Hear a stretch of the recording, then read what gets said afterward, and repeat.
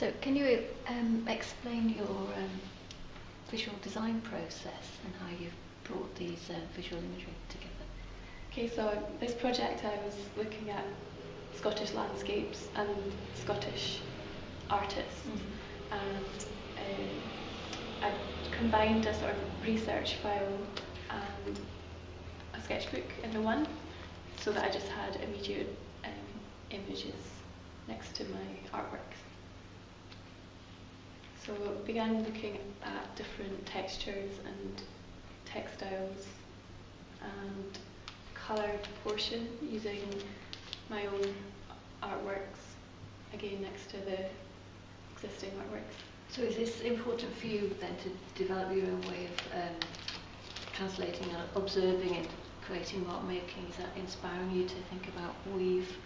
Yeah, I think the initial process is a lot of observation to begin with, to get awareness of colour combinations and contrasting textures. This is interesting here, where the structure's completely different and giving two very different colour fields and surface ideas. Yeah, I think I like the idea of kind of strong contrast, but also the mixtures in the, like where I've used the paint and mixed it in, but there's also quite sharp contrast, and then translating that forward into weave. I've used quite a lot of different mediums, so there's embroidery, knitting, as well as my painting.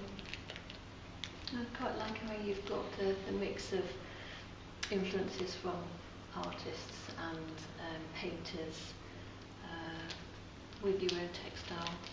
Yeah, I think it's a kind of obvious way to work, because these people have obviously been, their main job is to look at the colours and look at the landscape, and so they've got a high awareness of that, so it helps to develop my awareness of colour as well.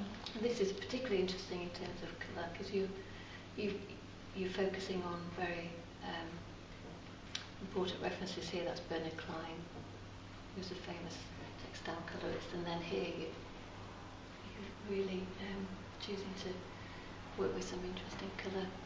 Yeah, I guess it's it's these existing textiles are really inspirational. It's just trying to put my own sort of spin on it, and literally, actually, these were hand spun yarns, and I just wanted to see the how I could mix the colour again. So you were creating the yarns? Yeah, I used recycled yarns here, which I hand spun in with existing yarns to get a variation in colour. So it's almost like painting with yarns.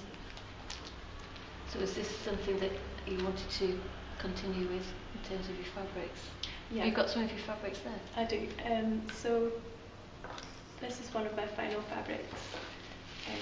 So I tried to create the kind of painterly quality using the variation of the textures with the rough yarn, and this is Shetland organic yarn.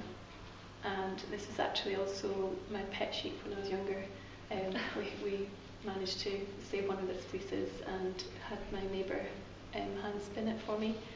So I just thought it was quite a nice link to take that element of the landscape into my design as well. And now it's a legacy of fabric. Yeah.